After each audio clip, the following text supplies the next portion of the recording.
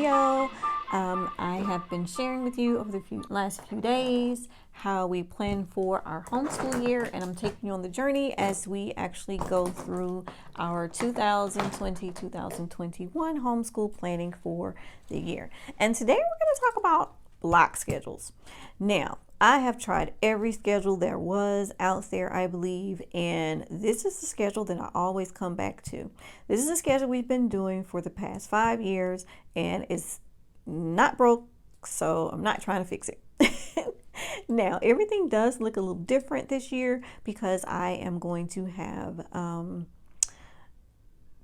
3 different groups. I have my littles, which are my grades K through 5th. And then I have my middles, which are grades 6 through 8. And then I have my bigs, which are grades 9 through 12. So this year I have a 12th grader, 7th grader, 6th grader, 3rd grader, and kindergarten. So the way my block schedule is going to look this year is going to be a little different. Now, the reason why I want all of us working in blocks is because I want everybody working on the same thing, which I can kind of go to this child and that child and that child if they need some extra help. But I'll be able to work one-on-one strategically with my younger two. So, how we do a block schedule. Now, I used to start our homeschool with math in the mornings. I found that over this past year, me starting our mornings with our morning basket has worked a whole lot better. Now, this was my first year implementing a morning basket routine, and our morning basket routine is very, very, very simple because when I first started in the beginning of last year, when I tried to do the morning basket, I had all these things and it was just overwhelming, so I just kind of ditched it and I just didn't want to do it anymore. So I'm going to share with you in another video what's included in my simple, essential morning basket time, okay? But until then, I'm going to take you on my block schedule and how I actually plan for that. Now, the first thing that we always start out with is our morning basket. We start out with our morning basket because, hey, it is the beginning of the day, first thing in the morning, and we are actually waking up and we are trying to get our thoughts together for the morning. We're trying to get wake up from and eating and allowing our food to digest. So we're just trying to get in the swing of things. So what it does, and what I've learned in my homeschool, it is actually helping our children and our family get prepared for our school day. So we start out with our morning basket.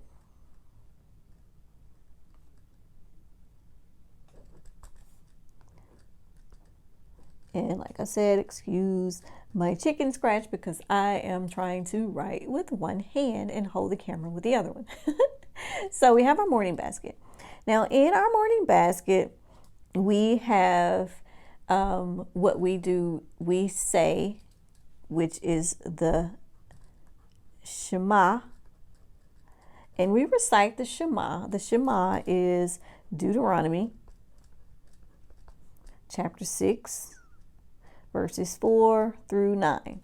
So we recite the Shema and then we sing the Shema. We have a Shema song that we sing after that. So after we sing the Shema song and we recite the Shema, then we have a scripture memory verse that we memorize. So we go into our scripture memory verse. All right, so after our scripture memory verse, we also have a daily affirmation that we say together in unison.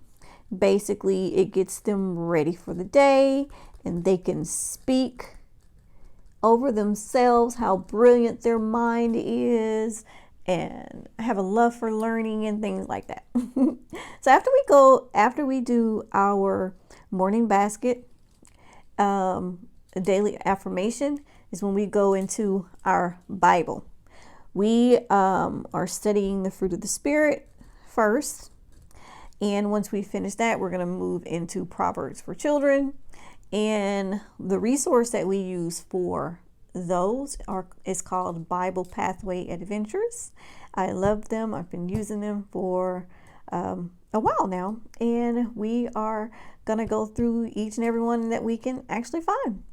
So after we do our Bible lesson, we go into Hebrew. So right now we've already gone through the Aleph-Bet, and what we're doing is right now is we're going back over the Aleph-Bet, and we're going over some words that start with each Aleph-Bet. Once we finish that, we're going to move into Hebrew terms like within the house and colors, foods, and things like that. So once we finish all of that, after we finish Hebrew, I have a book that I read a poem from. No, I take that back. It's not poetry after that. Actually, after we do our Hebrew lesson, we do our devotion. We have a Bible devotion that we read. It's a really short devotion. And so far, we've been loving the Indescribable book. So that's what we're using. Once we finish with Indescribable, we're probably going to go into the I Am book. Either I Am or How Great Thou Art or something like that. I can't remember, but it's one of the two. And once we finish the Bible devotion, it's very, very short. That's when I read the poem of the day.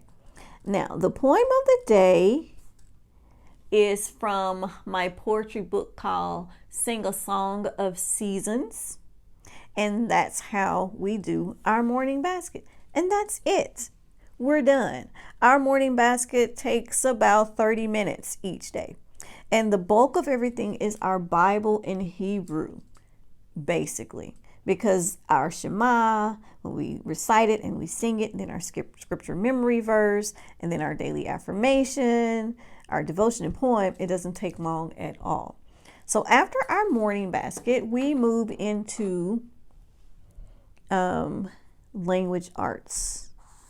So how do we do language arts?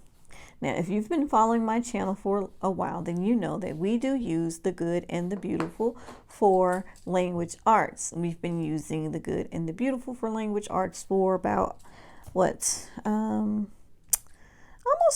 probably going on our 4th year, maybe. Yeah, so we go into language arts.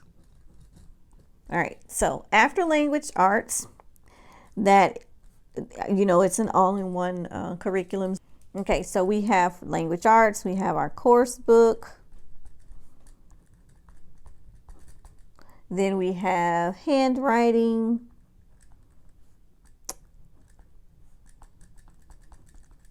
and we have our reading. And this is independent and required reading. So after we go into, now this is my rough draft, so it's going to look sloppy, it's going to look kind of messy, and then I go in and I actually type it up, and then I'll hole punch it and place it inside of my homeschool planner here. So after we do language arts, for our course book, for my older two, I have to work one-on-one with them for maybe some spelling dictation or some challenging word cards, or they may have to read something to me at the very beginning of their course book. And I just kind of go from one child to the next.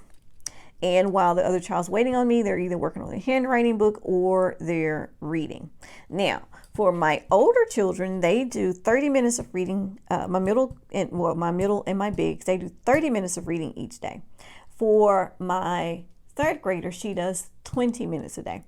And for my kindergarten, she reads the book, her reader, to me, and then I have her watch either a video book or listen to an audio book. So that's how our language arts is. Now, once we complete language arts, oh, I'm sorry, and I forgot writing. We have writing composition for my middle schoolers. My middle schoolers are doing two different programs. My sixth grader is doing Essentials in Writing. My seventh grade daughter, she's doing IEW with Dr. Pudawa, Dr. Andrew Pudawa. So after we go from language arts, we take a break here. So I'm going to highlight right here to indicate it's break time. So we'll take a break.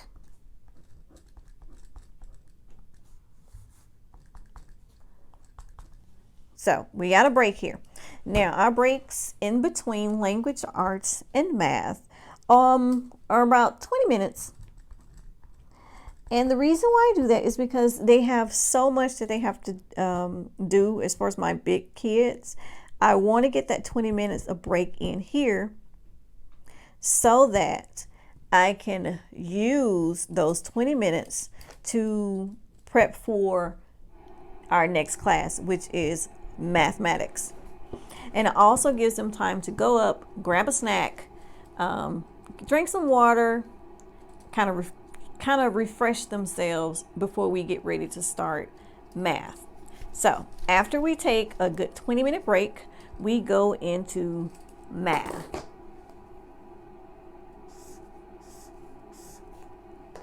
So we have math. All right, so for math, really simple. Again, here for math, my kindergarten and my third grade are using the Good and the Beautiful's math, and my 6th, 7th, and 12th grader, they're working through teaching textbooks. So I'll start out setting up my older children with teaching textbooks. So they'll have teaching textbooks. I just put TT here. And my littles will have the Good and the Beautiful math.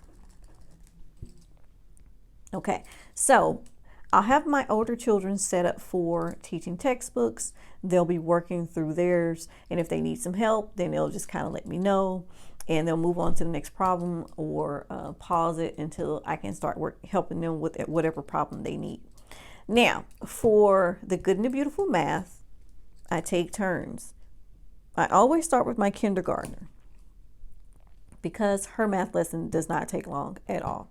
And then I'll move to my third grade's math. Now, during that time that I'm actually working with my kindergartner, my third grader is doing math drills, okay, for those math facts. Now, once everybody completes, or if I actually have some time left over or another child needs my help and they're waiting on me, then I have each of my children have their own laptops. So I downloaded Times Tales that they can pull up and watch, or they can watch the Preschool Preps Meet the Math Facts drill video until I can get to them. Or if they still have some time left for math, then that's when I actually go and have them watch those extra videos until our math time is over. Now, I forgot to mention, we have more of a routine. We do not have a schedule where every minute of our day is scheduled. We go by a routine, and I have a certain allotted amount of time set for each subject. So for instance, language arts, I have 1.5 hours set for language arts between my 4 children. For our break in between language arts and math, I always schedule 20 minutes. Our math, I schedule 1 hour for math between my 4 children because my Okay, guys, sorry about that, but my camera actually died. So, like I was saying, basically, we are on a more of a routine versus a schedule. So I'm gonna go back because I forgot to mention how we actually do our time slots. Now, we don't have a certain time that we do each subject, but rather we do an actual time allotted for per subject. So basically, for our morning basket, we focus 30 minutes on our morning basket. For our language arts, we do 1.5 hours for that in between my 4 youngest children. After we go through language arts, we do a break for about 20 minutes. Sometimes it can go into 30 minutes, but most of the time it's 20 minutes. From there, we go into math, and I allocate 1 hour for math. So after we do these subjects here, it's time for our lunch break. Our lunch break, we take an entire hour for our lunch break. So I'll just put lunch here, lunch break, and then we do, an hour. I'm sorry for this table moving, guys. I'm working on my children's family table. Okay, so we do lunch for an hour. Now, for our lunch period, we take an entire hour, and then after that hour, after we eat, basically, we don't, of course, it doesn't take us an entire hour to eat lunch, but we eat, and then we go outside for some refresher or recess, outside play. So it's lunch and outside time. That's what the entire hour entails. So the hour, I'll just put here, eat and play. All right, so that's what we do for our lunch hour. Now, basically, after we have had our lunch, we've eaten, and we've had our outside playtime, we come back and we go over our history and science courses. So from there, we start out with our history courses. Now remember, I said we have 2 different groups that I teach, and that is for my littles, and then I have my middles. Now, basically how I do history between the 4 children, my younger 2 group, and then my oldest 2 group, I start out with my youngest 2 children, and I go through their lesson with them. We go through their lesson, and we do the activities or the notebook, student workbook. It doesn't take very long. The lesson didn't even take 30 minutes, probably more like 20 for history. While they're doing that, my older children are actually doing their history literature books that they have that goes along with the history program. So I'll have them already reading their independent historical fiction or their biography or historical nonfiction, whatever book they have to read to go along with the history program. So they're reading that independently while I'm working with my younger 2 children on their actual history lesson. So I'll do history. I don't know why I keep doing that instead of writing in print. History with littles, while my team middle, My teen middle is working reading independently for the historical reads. Okay, so after we do that, and then I'll swap history with middle, and then my younger two, we're either watching a historical video or they'll just go play, basically. All right, so from history, we take, like, after we finish our history, we take a 15-minute break to kind of gather ourselves and get ourselves ready to switch for the next class. So here we'll take a short mini break. My highlighter it wasn't dry yet, so we'll take like a short mini break, about 15 minutes,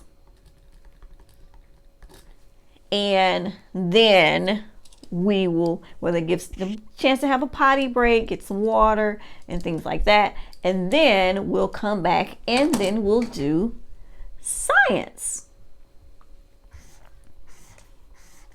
Now, for my team little, on those 2 days that they do not have history, then they will do geography. It's really easy, really simple. They'll work on their geography workbooks for those other 2 days. Very, very, very, very, very simple. Okay, so, and that's along with the history portion. Oh, and for history, it takes 20 to 30 minutes per group. So I'm just gonna write 1 hour here. 1 hour. And then after our break for 15 minutes, we go into science. And our science time is between 45 minutes to an hour. So I'll just put 1 hour. And this is in between the 4 children, my team. And it basically works the same way we do history. I go in and do science with the littles first, while my team middle is working on their independent science reading or project, or they may have a video that they have to watch. So team middle is working on something else, and then I do science. Then I switch and I do science with team middle. So while I'm doing science with team middles, my littles, they're done for the day. So they're gone. They're playing with Play-Doh or Lego or building blocks. They have to do something where they're actually quiet, because the majority of all of my time, oh, and the science with my littles, I only do science with them for 20 minutes. That's it. I always keep lessons short for my pre-K through 5th graders. Once they become 6th grade, that's when they have a little bit more time. And sometimes in 5th grade, you may move from 20 minutes to 30 minutes, but majority of the time I try to keep it short when it comes to history and science for them, because the attention span is not very long, and then it takes off the pressure for myself. So history about 20 minutes with my little, science about 20 minutes with my littles, and then for my middles it takes anywhere between 30 to 45 minutes with team middle. It's according if we have a unit project at the end or something else to do. So basically that is my Monday through Thursday schedule. Now I'm going to start off another sheet. Oh, and then we're done. We're done for that. After science, this is Monday through Thursday. After that, we go into what you call cleanup time. So we clean up the room. I actually play I actually play this song that says clean up, everybody clean up. And the kids love it. It even has like a countdown timer for like 5 minutes, and they have one for 10 minutes. Now, if the room is really, really, really junky, we put the 10-minute one on and we do a deep cleaning, mostly every Friday, once a week, so we can prepare for our Sabbath. And Monday through Thursday is normally just the 5-minute quick pick up, throw away the trash, put your books away, turn in whatever is completed and things like that. So this is Monday through Thursday. Now I'm going to flip it over and get a fresh new sheet, and we're going to plan for, I'm going to show you my plan for Fridays. So my Fridays, I'm going to just highlight here.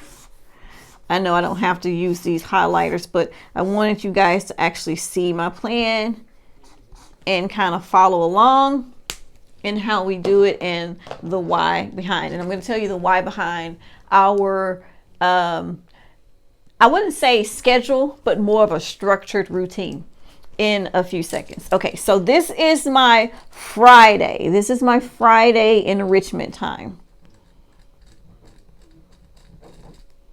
Okay, so Friday.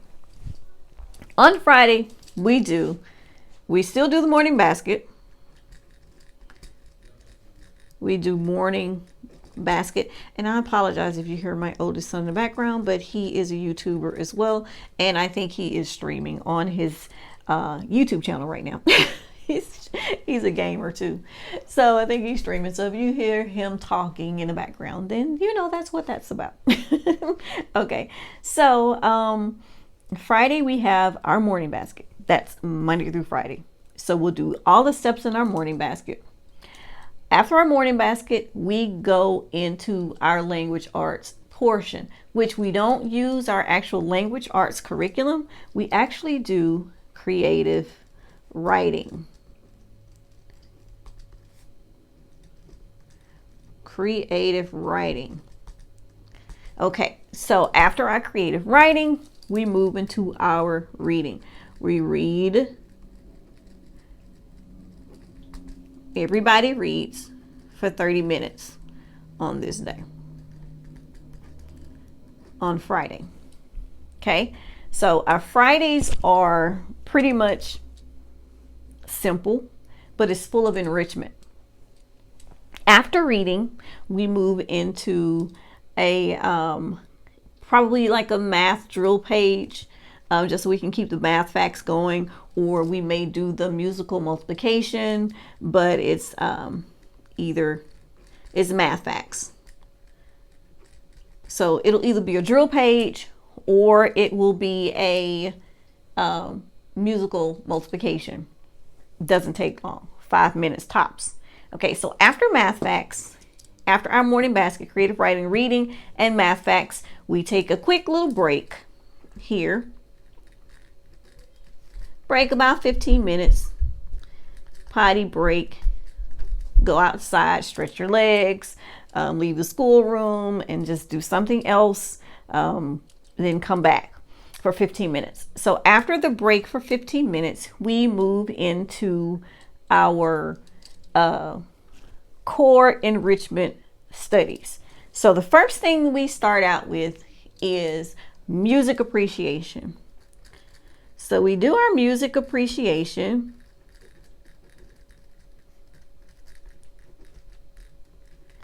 Now, how we do music appreciation, I'll do a video showing how we do that. Now, we do our music appreciation. After music appreciation, we do art. Art, we have an art class that we have a subscription to. And our art appreciation is a part of the art class if they're working through a particular artist. Okay, so it's like art class / art appreciation. Okay, so after our art class, art appreciation. Now, if we have an artist that we're studying, then we won't do an actual art class. We'll just start studying whatever artist that we're studying at the moment. Say for instance, we're studying Miss Clementine Hunter. And we will, on the first day, we'll talk about who she is, her biography, and things like that for the very first week. The next week after that, we'll study so many pictures of the things that she's actually drawn or painted or something like that. So each week I'll pick like 6 different pictures that she's created. So over 6 weeks, then we'll do a picture study. And then we'll go into our art class. So sometimes we'll have a picture study and then sometimes we don't. Most of the times we do, but then there are just weeks where we don't have a picture study and we're just only doing an art class. Okay? If you understand that. But I'm going to do a video on how we do music and art at a later date. Now, after we do music appreciation and have our art class, also for music appreciation, they do practice their instruments. Okay, so after our music and then our art class, we do health, then nature. We always end our day with nature study. Reason being is because we normally go outside to do a nice nature walk. We come back in, we grab our nature journals, and my kids sketch. And when they go outside, you can always tell that they're for our nature journal, they're so excited. They just really can't calm down after that. So we always end the day with a nature study, nature walk, nature journaling. And that's all we do on Fridays. Our Fridays are pretty short because after we do that, we have our Sabbath prep. So we come together and we clean the house and get it prepared for our Sabbath.